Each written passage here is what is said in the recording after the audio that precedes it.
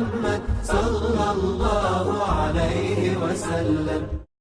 Assalamualaikum warahmatullahi wabarakatuh. Innal hamdalillah wassalatu wassalamu ala Rasulillah wa ala alihi wa sahbihi wa man tabi'ahum bi ihsan ila yaumil qiyamah.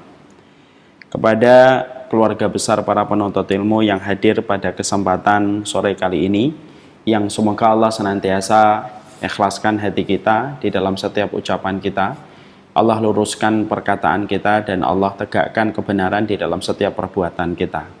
Semoga Allah senantiasa memberikan kemudahan kita di dalam melakukan ketaatan, dan semoga kita senantiasa dimudahkan untuk merespon kebenaran. Alhamdulillah, tentunya kita senantiasa bersyukur kepada Allah atas seluruh nikmat yang Allah berikan kepada kita.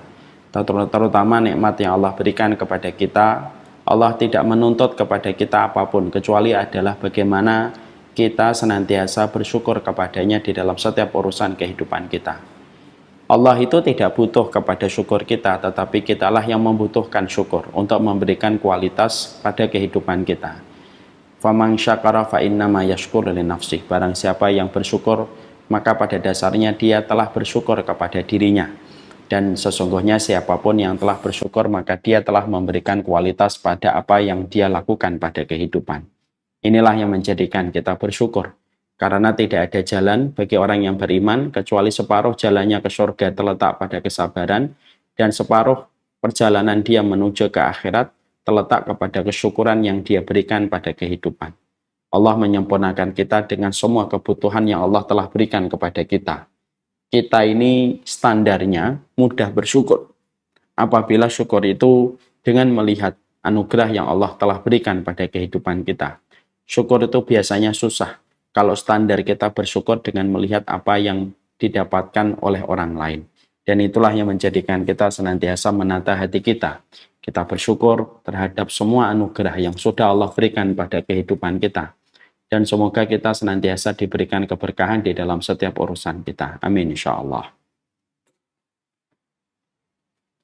Bagi orang yang beriman, tidak ada sebuah posisi yang paling sederhana ketika dia memaknai kehidupan kecuali adalah bagaimana dia mampu menjadi walinya Allah. Itu merupakan sebuah posisi yang paling agung. Tetapi sejatinya posisi ini dan status ini hari ini tidak banyak diingat oleh manusia dan tidak banyak orang menyadari. Menjadi walinya Allah itu termasuk salah satu anugerah besar pada kehidupan.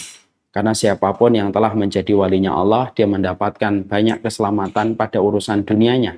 Dan siapapun yang telah menjadi walinya Allah, maka dia mendapatkan rahmatnya Allah dan keselamatan pada waktu di kehidupan akhirat untuk mendapatkan surganya Allah.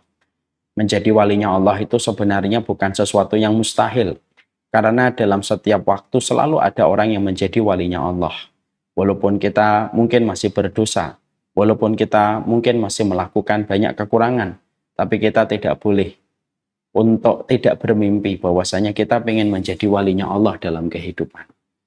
Inilah yang menjadikan kita, siapapun di antara kita, kalau kita menjadi dokter, kalau kita menjadi presiden, kalau kita menjadi menteri, kalau kita menjadi pebisnis, apapun itu, maka tidak boleh menghilangkan keinginan kita untuk menjadi walinya Allah. Karena siapapun yang telah menjadi walinya Allah, maka dia menempati puncak mata rantai kesolihan pada kehidupan manusia setelah derajatnya para nabi dan para rasul, dan setelah derajatnya para syuhada. Dan tentunya menjadi walinya Allah itu merupakan sebuah cita-cita yang agung. Cita-cita yang boleh dimiliki mimpinya oleh setiap orang. Kita boleh ingin menjadi walinya Allah walaupun kita masih melakukan banyak kemaksiatan.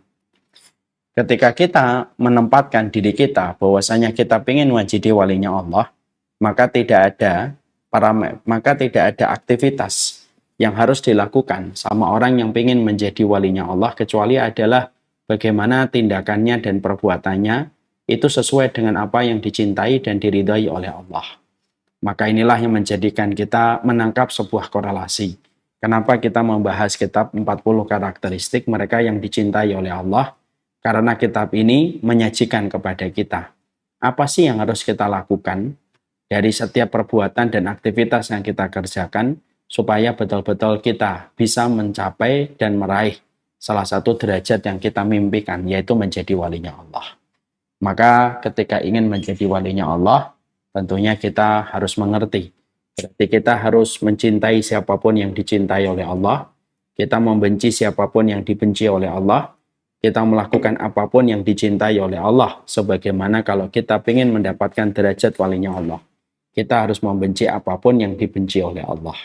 Dan inilah yang menjadikan kita semakin paham.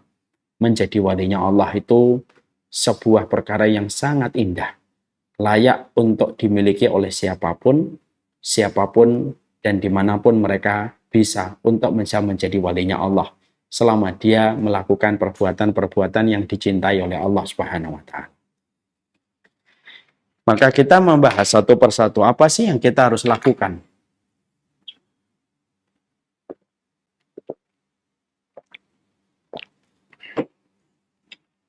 Maka kita membahas apa sih yang harus kita lakukan dan apa yang harus kita kerjakan untuk meraih cintanya Allah supaya seseorang manusia mendapatkan gelar walinya Allah. Maka golongan yang ke-18, orang yang mereka menjadi orang yang menjadi walinya Allah, dicintai oleh Allah, yaitu adalah mereka yang saling mencintai semata-mata karena Allah. Nah, inilah yang menjadikan kita membahas pada kesempatan sore kali ini pembahasan golongan yang ke-18.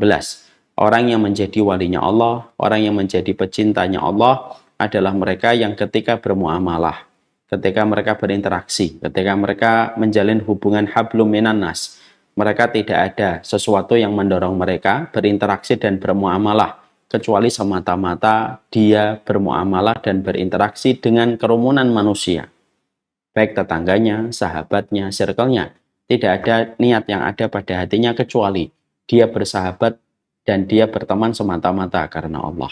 Inilah salah satu cirinya walinya Allah. Dia memiliki 1000 alasan untuk berteman, dia memiliki 1000 alasan untuk bersahabat dan berinteraksi kepada banyak manusia, tetapi di antara 1000 alasan tidak ada yang dia pilih, kecuali alasannya cuma satu. Kalau dia bersahabat sama seseorang, maka dia pilih bersahabat itu karena Allah. Karena itulah yang menjadi tujuan agung setiap mereka yang telah jatuh cinta kepada Allah.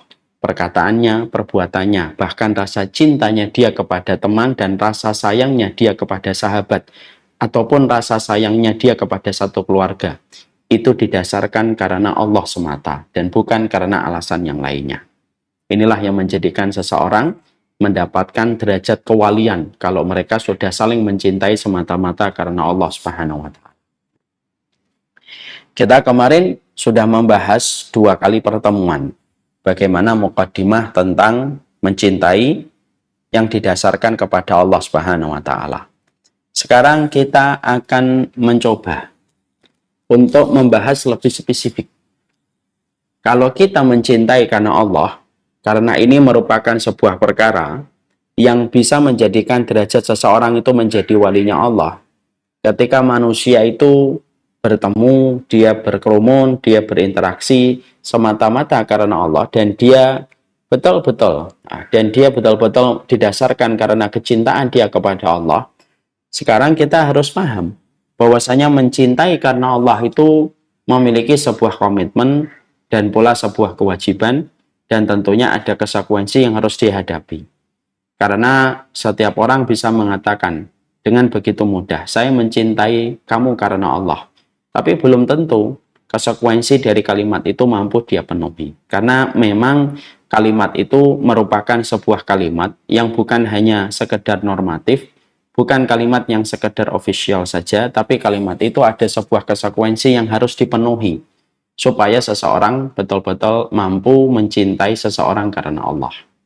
Nah, inilah yang menjadikan kita harus paham.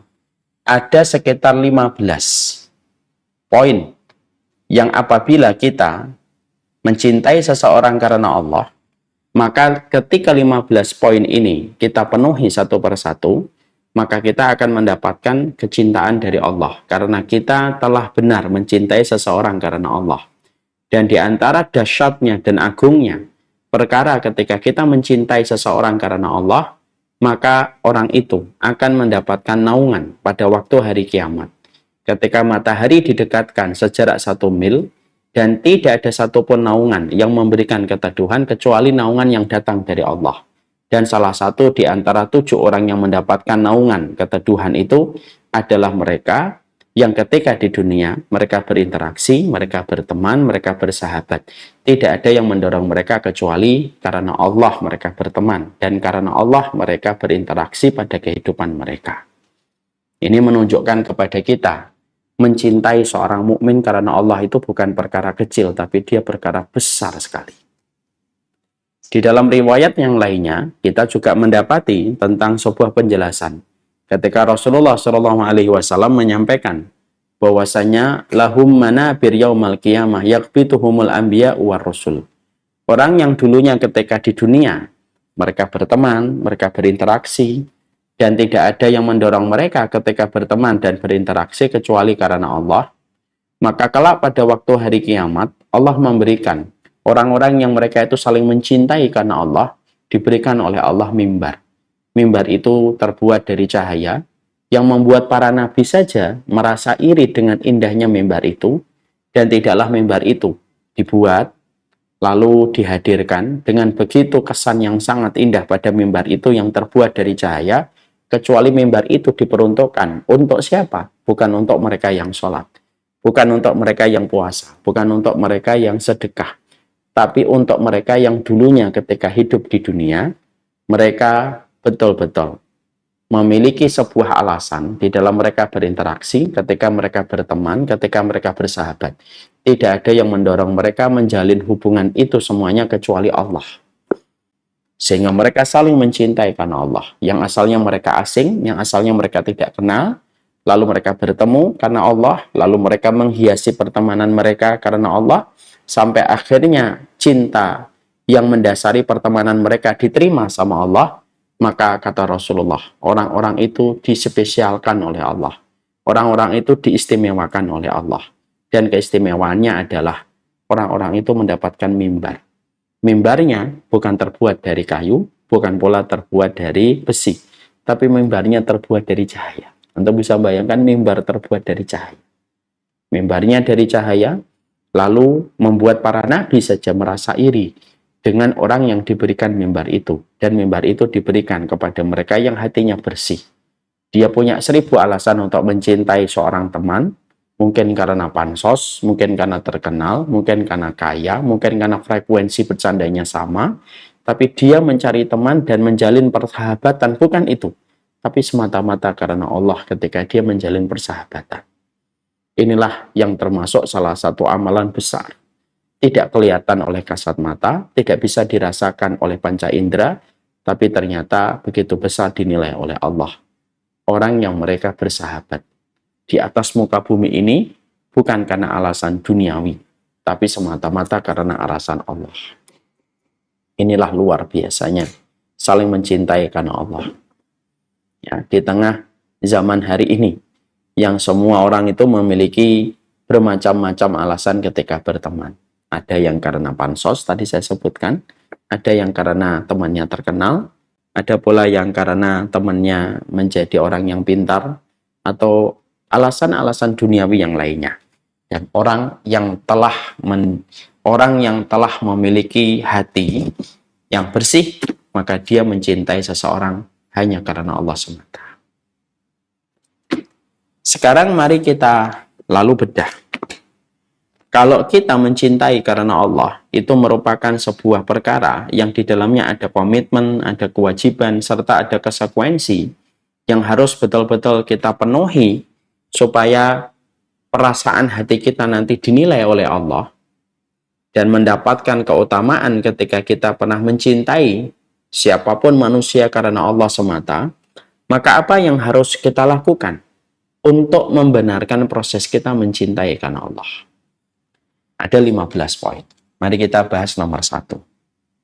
Yang pertama, bahwasanya salah satu di antara step ataupun tahapan ketika seseorang itu betul-betul dia mencintai seseorang, menyayangi seseorang, ya ini sesama jenis, ketika dia mencintai teman satu jenis kelaminnya, maka tidak ada satupun yang membuat dia mencintai, menyayangi orang itu kecuali adalah ya dia betul-betul hadirkan niatnya bahwasanya dia memang mencintai orang itu dan mencintai sahabatnya karena Allah.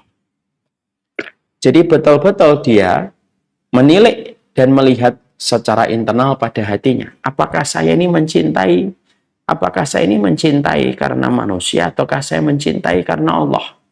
Ataukah jangan-jangan saya mencintai karena ada maksud-maksud tertentu dari profit dan keuntungan yang saya dapatkan dari orang yang saya cintai. Jadi orang yang mencintai karena Allah itu pertama kali yang harus dia lakukan stepnya itu apa? Dia harus betul-betul sadar. Dia harus betul-betul sadar. Sesadar-sadarnya. Bahwasanya pertemanan dan persahabatan yang dia jalin bukan hanya sekedar mengalir dan berjalan. Autopilot. Tapi betul-betul pertemanan dan persahabatan yang dia miliki pada kehidupan itu, ya dia pastikan tujuannya adalah karena Allah. Sehingga ketika dia menyadari tentang perkara itu, betul-betul dia selalu melihat pada hatinya, memastikan bahwasanya kadar hati, bahwasanya kondisi hatinya itu tidak ada yang dia tuju karena tidak ada yang dia tuju ketika dia berteman kecuali semata-mata karena Allah. Kalau seseorang sudah betul-betul sadar di bawah kendali kesadaran penuh bahwasanya dia berteman semata-mata karena Allah semata, maka inilah orang-orang yang nanti akan senantiasa berada di dalam penjagaan Allah. Dan mereka akan senantiasa berada di dalam jaminan Allah. Karena siapapun yang telah betul-betul jujur menyertakan Allah di dalam pertemanan, lalu mereka berusaha untuk terus menjaga komitmen niat mereka yang pertama bahwasanya mereka saling mencintai karena Allah, maka sesungguhnya Allah yang menjaganya, Allah yang merawat pertemanan itu, dan Allah yang akan memberikan kebaikan yang mengalir kepada setiap masing-masing orang yang sudah jatuh cinta semata-mata karena Allah. Dan pertemanan itu menjadi pertemanan yang panjang. Tidak mudah untuk putus dan tidak mudah untuk bermusuhan ketika mungkin pada perjalanan kehidupan mereka. Maka itulah yang dikatakan oleh Imam Malik. Maka nalillahi fawa abqa. Apapun yang sudah diniatkan semata-mata karena Allah, maka itulah yang akan awet dan itulah yang akan langgeng abadi. Makanya Rasulullah sampai mengatakan, tidaklah seseorang yang berdia jumpa, dia berteman, lalu berpisah kecuali karena dosa salah satu di antara keduanya. Dan ini betul-betul harus menjadi sebuah kesadaran. Jadi tidak boleh hanya sekedar mengalir saja. Sudahlah kita berteman mengalir saja. Nikmatin saja, tidak bisa. Tidak bisa kita di dalam pertemanan mengalir saja. Tapi betul-betul kita harus sadar dengan sepenuh hati kita dan sepenuh jiwa kita. Bahwasanya sepenuh hati kita dan sepenuh jiwa kita itu betul-betul kita bersamanya semata. Kenapa sering kita lalaikan? Karena kita menganggapnya itu terkadang tidak terlalu penting. Padahal itu perkara penting sekali. Jadi ketika kita memberi makna kembali pada pernikahan, pada kebersamaan kita sama teman-teman kita, pastikan bahwasanya Allah yang menjadi tujuan. Ini yang pertama. Yang kedua, yang kita harus paham dan harus kita mengerti. Di dalam proses kita, di dalam kita berteman, dan di dalam kita bersahabat yang kita niatkan semata-mata karena Allah. Yang kedua itu adalah ada proses saling menasihati, terutama ketika terjatuh kepada sebuah kesalahan di antara mereka yang telah menjalin persahabatan karena Allah. Dan mereka itu saling mengingatkan. Jadi kalau sebuah pertemanan, kalau diniatkan karena Allah, itu tidak membiarkan kemaksiatan terjadi di antara mereka.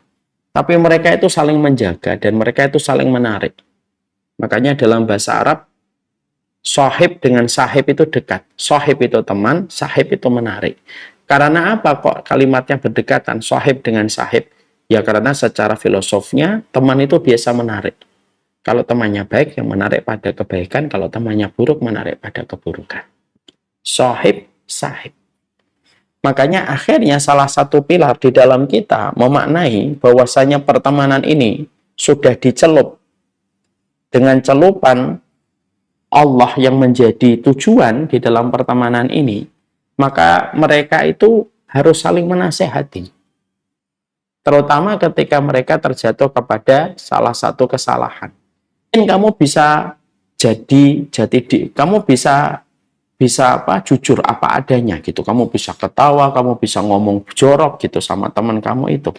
Tapi kalau hanya pertemanan itu hanya membuka sisi apa adanya kita tanpa ada perubahan dan kebaikan yang kita dapatkan, ya maaf. Kalaulah itu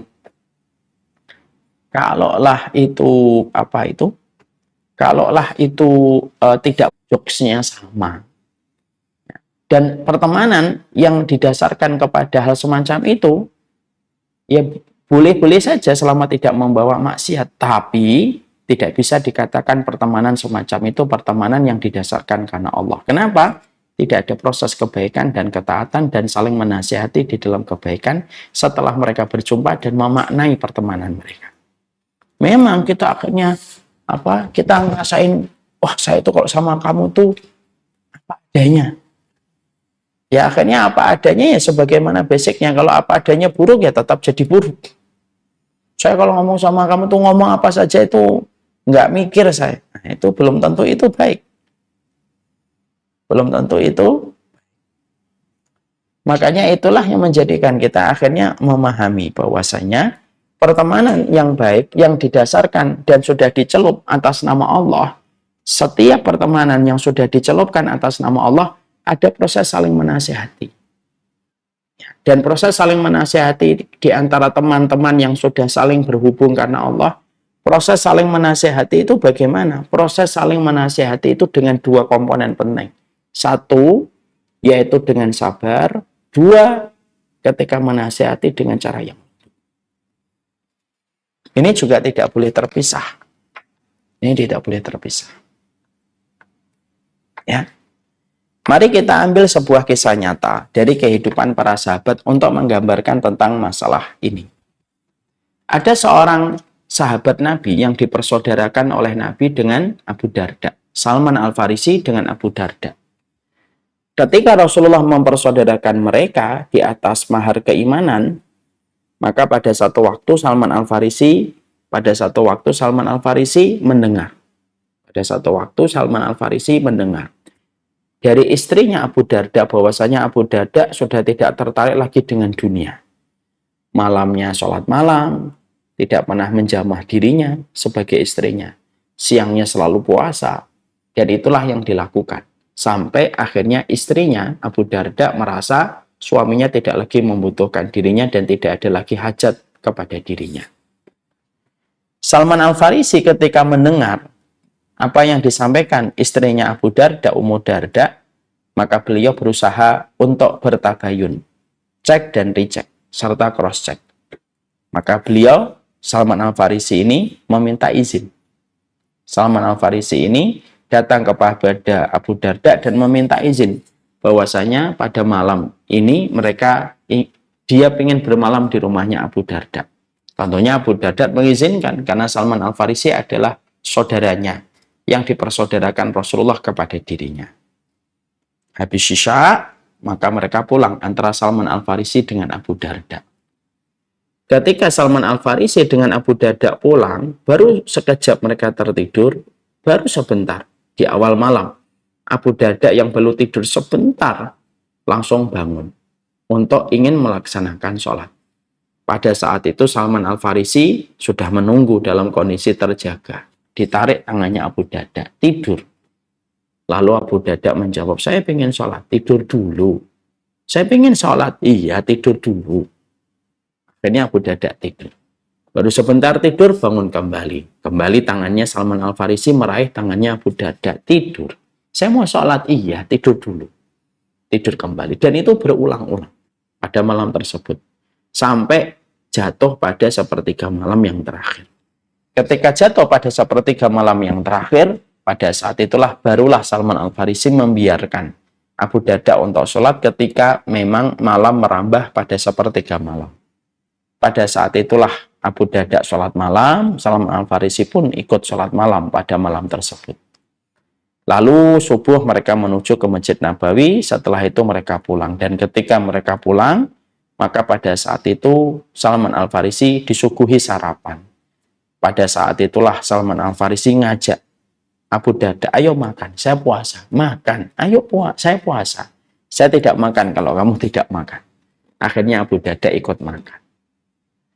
Setelah mereka selesai sarapan, disitulah akhirnya Salman Al-Farisi memberitahu kepada Abu Darda bahwasanya segala sesuatu ada haknya.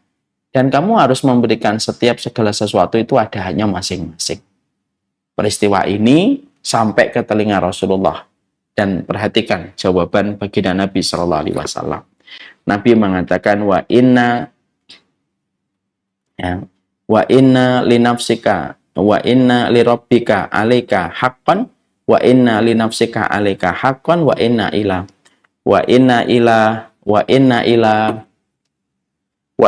ila nafsika haqqan fa'ti kulladhi haqqin haqqahu.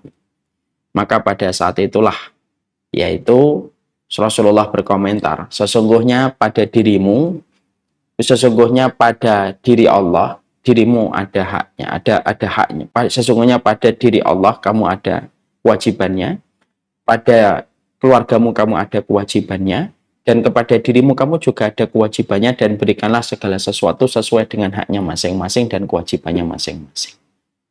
Maka pada saat itulah Abu Darda menyadari kesalahan. Yang menarik adalah ketika kita menjumpai bagaimana seorang Salman Al-Farisi, beliau dipersaudarakan dengan Abu Darda. Maharnya itu iman yang menjadikan mereka dipersaudarakan oleh Rasulullah SAW. Yang menarik adalah ketika Salman Al-Farisi menjumpai bahwasanya Abu Darda ada satu kekeliruan, malamnya tidak tidur, siangnya tidak pernah berbuka, lalu tidak pernah menjamah istrinya, maka Salman Al-Farisi tidak mendiamkan. Dan Salman Al-Farisi tidak mengatakan, adalah toh itu bukan urusan saya, urusan pribadi masing-masing. Bukan. Orang yang mencintai karena Allah itu, mereka sadar betul bahwasanya pertemanan ini tahu mau dibawa kemana arah pertemanan ini. Ketika mereka sadar mau dibawa kemana arah pertemanan ini, yaitu menuju kepada Allah, itulah yang menjadikan mereka tidak saling diam, tapi saling mengingatkan. Salman Al-Farisi tidak diam, Abu Darda pun tidak suudzon dan tidak berburuk sangka dengan apa yang dilakukan Salman. Dan akhirnya dari peristiwa itu keluarlah hadis Nabi Shallallahu Alaihi Wasallam. Nah, itu memberikan kepada kita, begitulah sejatinya pertemanan kalau sudah diceluk karena Allah. Jangan diam. Ya, jangan diam saja. Kalau pertemanan hanya ketawa-ketawa, lalu bisa menjadikan diri kita apa adanya, tapi setiap ada kesalahan kita diam, itu namanya bukan pertemanan karena Allah. Itu pertemanan karena kecocokan, bukan karena Allah. Karena pertemanan karena kecocokan dan pertemanan karena Allah itu dua hal yang berbeda. Ya namanya berteman karena cocok, ya setiap orang pasti memiliki teman yang dia cocok. Tapi pertemanan karena Allah itu grade-nya lebih tinggi daripada pertemanan sekedar cocok. Akhirnya dia ketika pada saat itu, dia mengingatkan, dia meluruskan gitu tentang saudaranya itu. Apabila ada sesuatu kekeliruan yang terjadi di antaranya. Lah, di dalam mengingatkan saudaranya, maka sesungguhnya di dalam mengingatkan saudaranya itu, maka ada dua hal yang harus diperhatikan. Jangan mentang-mentang kita sudah berteman lama, lalu kita mengingatkannya dengan cara yang kasar. Oh, enggak bisa. Enggak bisa kayak gitu. Maka cara kita mengingatkannya itu ada dua yang harus selalu kita perhatikan. Yang pertama, cara kita mengingatkannya itu adalah dengan cara yang lembut. Karena apa? Kalau kamu sama temanmu yang biasa saja, kamu mengingatkannya dengan baik, terlebih lagi temanmu yang sudah kamu cintai karena Allah. Makanya kita mendapatkan di dalam surat Ali Imran 159. Fabima rahmatin minallah linta lahum wa in kunta faddan ghalidul qalbi lang faddu min haulika. Kalau bukan karena rahmatmu, kalau bukan karena rahmatnya Allah, tidaklah kamu itu bisa berlaku lembut. Dan kalaulah kamu berlaku keras dan bengis, tentunya orang akan lari dari dirimu. Mengingatkan saudara kita pun harus dengan cara yang lembut. Makanya seorang Salman mengingatkan Abu Darda itu caranya lembut. Tidak langsung menghakimi, tidak langsung mengatakan, Abu Darda, aku dengar dari istrimu kamu nggak pernah jamah tubuh istrimu ya. Kamu ini macam apa sih? Nggak gitu. Caranya yang dilakukan oleh Salman Al-Farisi itu smooth, halus sekali. Dia bermalam, dia menginap, lalu mengingatkan dengan cara yang baik. Yang kedua, yaitu adalah sabar ketika mengingatkan saudara kita. Jangan sampai ketika kita mengingatkan saudara kita, ketidaksabaran itu menjadi pilihan kita ketika mengingatkan saudara kita salah. Mengingatkan saudara kita itu harus sabar. Karena terkadang ada dua orang yang bersahabat baik, yang satu bermaksiat, yang satu masih taat. Kalau sudah semacam ini, yang taat harus sabar menghadapi saudaranya yang masih bermaksiat. Karena bisa jadi ketidaksabaran itu justru nanti menjadi sebab berbagai macam kemadharatan. Kalau tidak sabar itu munculnya itu madharatnya banyak.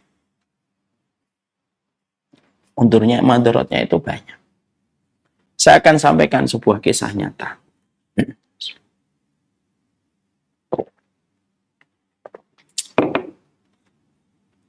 Dalam satu riwayat Muslim diberitahukan oleh baginda Nabi Shallallahu Alaihi Wasallam bahwasanya ada dua orang yang berteman. Yang satunya masih maksiat, yang satunya sudah taat. Yang sudah taat ini selalu menasihati yang berbuat dosa. Yang taat ini selalu menasihati temannya yang berbuat dosa. Tapi apalah daya yang berbuat dosa ini tidak segera bertobat. Dikasih nasihat lagi tidak bertobat, dikasih nasihat lagi tidak bertobat. Akhirnya yang taat ini kehabisan kesabaran dan dia mengumpat dan mengatakan, orang semacam dirimu tidak akan pernah dimaafkan oleh Allah. Kalau kamu masih suka bermaksiat gitu terus, orang semacam dirimu tidak akan dimaafkan sama Allah. Lalu ditinggal orang itu.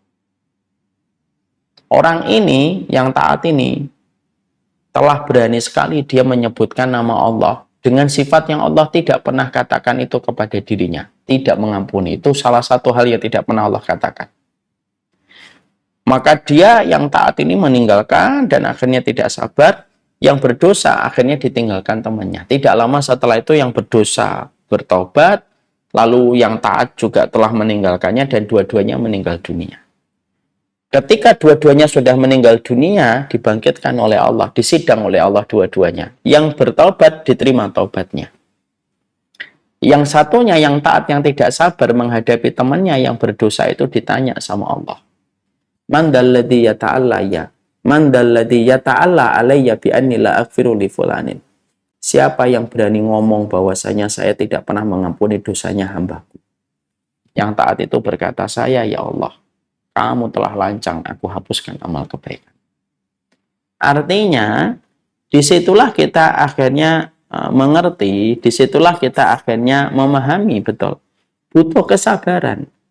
Jadi ketika kita menjalin hubungan, yang kita niatkan hubungan ini mendapatkan posisi dan kedudukan yang besar di sisi Allah, supaya cinta ini dihargai oleh Allah ketika kita mencintai teman kita semata-mata karena Allah, maka pastikan bahwasanya kita ini kalau mengingatkan akan kesalahan dan mengingatkan akan kesalahan dan kemaksiatan harus dengan cara yang baik, dengan proses yang sabar. Dan itu tidak bisa pisah di antara keduanya. Nah, sampai kapan saya sabar mengingatkan dia, Ustadz? Ya sampai Allah melapangkan hatimu untuk terus bersabar. Sampai Allah betul-betul membimbingmu untuk selalu bersabar. Sampai Allah membimbingmu untuk senantiasa menghadapinya. Maka ini perkara yang kedua yang harus selalu kita sadari di dalam proses kita ketika saling mencintai semata-mata didasarkan pada Allah semata. Itu yang kedua, menasihati. Ada proses saling menasihati. Ya, tadi saya sampaikan ya, sekali lagi dibedakan. Orang yang mereka berteman hanya sekedar lucu-lucuan, ketawa-ketawaan, lalu bisa menjadi diri sendiri apa adanya, itu belum tentu pertemanan itu karena Allah. Tapi pertemanan itu berdasarkan frekuensi kesamaan saja. Tapi kalau pertemanan didasarkan karena Allah, maka ada proses saling menasihati. Mengingatkannya di dalam ketaatan, mengingatkannya di dalam perkara kebaikan, dan saling menjadi support system untuk saling memberikan kesabaran. Itu yang kedua. Yang ketiga, yang kita harus pahami dan kita harus mengerti.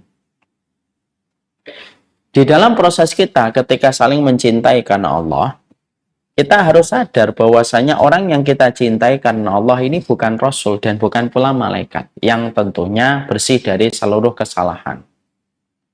Karena kita tidak mungkin akan mendapatkan seorang teman, tidak mungkin mendapatkan seorang sahabat yang sempurna. Karena mustahil mendapatkan persahabatan dan pertemanan yang didasarkan karena Allah, lalu orang itu sempurna untuk kita. Tidak bisa. Tidak bisa kayak gitu. Karena tidak mungkin mendapatkan kesempurnaan di dalam pertemanan dan persahabatan. Makanya ada sebuah kata-kata indah dari seorang ulama, Fudail bin Iyad. Man talaba akhon bila aibin bagiya bila akhin. Kalau kamu mencari teman, lalu kamu mencari teman yang tidak ada sama sekali aibnya, yang tidak ada sama sekali kesalahannya, maka kamu tidak akan pernah menjumpai orang semacam itu sampai kamu mati. Dan kamu akan tersisa pada kehidupanmu sendirian. Karena apa? Karena orang yang mencari kesempurnaan akan mati dalam kondisi kesendirian. Maka sama di sini, yang ketiga yang kita harus pahami, kalau proses kita sudah mencintai karena Allah, itu bukan berarti kita harus puas terus di dalam pertemanan. Karena pertemanan itu tidak menjanjikan kepuasan, tetapi pastinya memberikan keberkahan pada kehidupan kita. Tapi tidak menjanjikan kepuasan.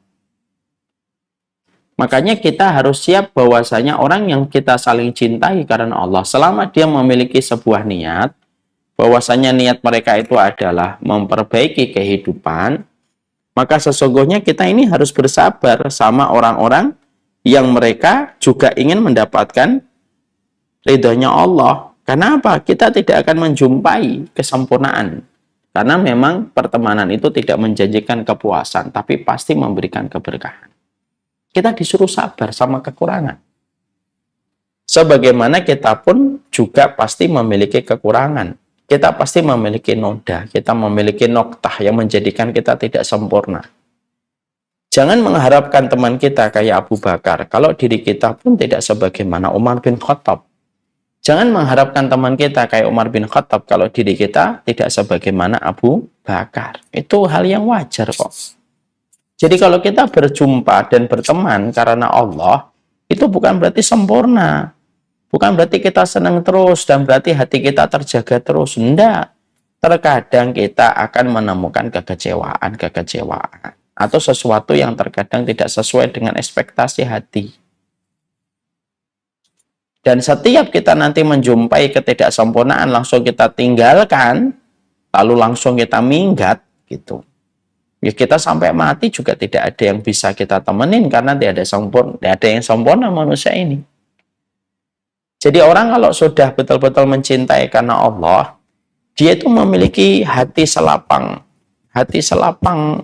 samudra, untuk bersabar menghadapi kekurangan, dan menghadapi khilaf yang ada pada diri temannya dan sahabatnya. Ya, dan dia bersabar. Kalau ternyata temannya itu masih jatuh bangun di dalam meninggalkan maksiat, dia harus sabar. Bahkan kalaupun temannya sudah solid dan lebih solid daripada dirinya, pun tetap harus sabar. Ya, makanya Allah menyampaikan di dalam surat Al-Kahfi, surat yang ke-18, ayat yang ke-28. Ketika Allah menyampaikan wasbir nafsaka ma'alladina yad'una rabbahum bil ghadati wal asyi yuriduna wajhah. Sabarlah kamu sama orang yang menyeru kepada Allah pagi dan sore untuk ingin mendapatkan wajahnya Allah dan rahmatnya Allah. Kalau sama orang sabar, orang yang taat saja kita disuruh sabar, apalagi sama orang yang terkadang teman kita ini masih jatuh bangun di dalam kebaikan dan masih jatuh bangun ketika meninggalkan maksiat. Ya harus sabar. Jangan pernah mengejar kepuasan. Kalau kita sudah mencelup pertemanan kita ini karena Allah, kalau sudah kita mencelup pertemanan ini karena Allah, jangan pernah mengejar kesempurnaan. Karena tidak akan pernah kita mengejar. Karena kita tidak akan pernah mendapatkan kesempurnaan. Jangan mengejar kepuasan karena kita pun tidak akan pernah mendapatkan kepuasan. Ya. Makanya kalau orang sudah saya berteman supaya saya puas, tidak bisa puas, tidak bisa puas. Ya. Karena berteman itu kadang-kadang kayak kita seni berumah tangga. 50% kecocokan, 50%-nya lagi adalah seni untuk menghadapi ketidakcocokan kita. Makanya harus betul-betul kita memiliki sebuah konsep. Oh, kalau saya mencintai karena Allah itu ya saya harus siap dengan kekurangan dan saya harus menerima lapang segala aib yang dimiliki olehnya sebagaimana saya pun memiliki aib dan saya memiliki kekurangan. Dan tidak menuntut kesempurnaan. Tidak menuntut kesempurnaan.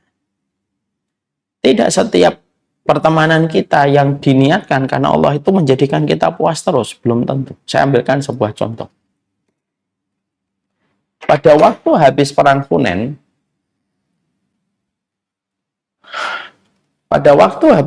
Hunain, pada saat itu, maka para sahabat yang datang dari kota Madinah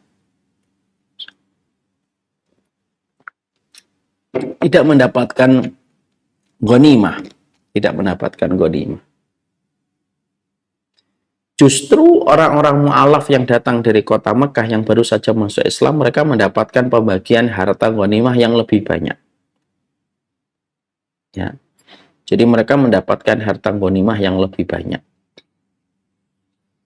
Lah, para sahabat Ansor dan para sahabat Muhajirin yang saat itu membersamai Nabi itu kan mereka berpikir, kok Rasulullah tidak ngasih ghanimah ke kita ya gitu.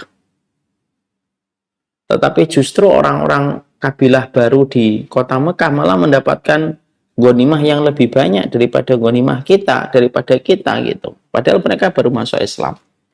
Padahal pada saat itu alasan Rasulullah memberikan ghanimah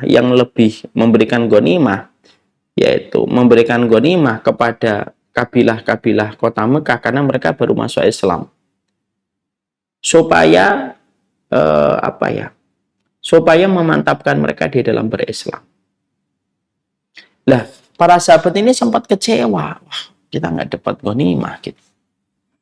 Tapi yang menarik adalah Rasulullah SAW berkata, apakah kalian tidak ridho mereka pulang dengan membawa onta, dengan membawa kuda, dengan membawa ghanimah yang mereka bawa ke rumah mereka, dan kalian membawa aku di tengah kalian untuk pulang ke rumah mereka. Mana yang lebih kalian ridho? Ya, disitulah para sahabat itu nangis semua. Tapi sempat mereka agak kecewa. Artinya bahwasanya pertemanan itu tidak selamanya tidak kecewa. Kadang-kadang kita mungkin kecewa gitu. Dan kita harus sadar satu term dan condition. Apa itu? Sesungguhnya orang yang di dekat kita adalah orang yang paling besar. Orang yang di dekat kita adalah orang yang paling besar kemungkinan untuk berbuat salah kepada kita. Jadi orang yang paling di dekat kita itu orang yang paling besar kemungkinan berbuat salah untuk kita. Makanya kalau kita tidak betul-betul dewasa memaknai pertemanan dan memaknai persahabatan kita, tidak dewasa bahwasanya kita berteman karena Allah itu tidak mengejar kepuasan, ya kalau kita tidak dewasa tidak akan pernah bertahan lama. Nah, makanya yang ketiga adalah kalau kita memang betul-betul berjumpa karena Allah, maka kita harus siap dengan kekurangan-kekurangan sebagaimana Dia telah siap menerima kekurangan kita. Nah, itu yang ketiga. Yang keempat, yang kelima, insya Allah kita bahas nanti lain kali pada pertemuan kita berikutnya. Tapi setidaknya kita belajar pada hari ini, Masya Allah ya. Kalau ingin mendapatkan ketenangan dalam hidup, jadilah walinya Allah. Walinya Allah itu bisa dari kalangan wanita, bisa dari kalangan laki-laki. Kamu jadi dokter, kamu jadi pasien, kamu jadi pebisnis, kamu jadi orang kantoran, orang kerja swasta, semuanya masih bisa kemungkinan untuk menjadi walinya Allah. Dan salah satu ciri khasnya walinya Allah itu apa? Mereka tidak hanya membina hubungan hablum minallah, tapi juga menjaga hubungan hablum minannas. Dan ketika mereka berinteraksi, ketika mereka bermuamalah, para walinya Allah ketika bermuamalah, tidak ada niatan dan dorongan mereka ketika berteman kecuali satu. Alasannya karena Allah. Kalau sebuah pertemanan itu sudah diniatkan karena Allah, maka ada 3 yang dilakukan. 1, menyadari betul pertemanan itu mau dibawa kemana arahnya. Mau dibawa kemana arahnya. Kalau dibawa kepada Allah, maka dia sadar dari pertama kali. Bukan karena pansos, bukan karena orang itu terkenal, tapi betul-betul karena Allah dan bukan karena profit yang ingin didapatkan. Yang kedua, kalau betul-betul kita mencintai karena Allah, maka kita saling menasihati. Bukan hanya sekedar tertawa, bukan hanya sekedar bercanda, bukan hanya sekedar saya menjadi apa adanya kalau berteman dengan dirimu. Bukan itu pertemanan karena Allah. Tapi menasihati dan ada kebaikan-kebaikan yang ada pada diri kita, pada perubahan hidup. Dan yang ketiga, harus siap menerima kekurangan. Sebagaimana kita pun memiliki banyak kekurangan. Masih ada sekitar 12 poin lagi, nanti akan kita bahas insya Allah, yaitu cinta mukmin 24. Karena aku adalah kamu, kamu adalah aku. Karena pada dasarnya sebagaimana engkau ingin dicintai, aku pun ingin dicintai. Kalau kamu ingin supaya kamu dihormati, saya pun ingin dihormati. Kalau kamu ingin dipahami kekurangannya, saya pun dipahami kekurangannya. Aku adalah kamu. Dan yang menjadikan aku dan kamu berjumpa di dalam pertemanan yang didasarkan karena Allah, yaitu adalah Allah semata. Dan semoga ada banyak ketaatan yang bisa kita lakukan di dalam kebaikan. Ini yang dapat saya sampaikan dalam perjumpaan kali ini. Insya Allah, next pertemuan berikutnya, kita membahas 13 poin sisanya.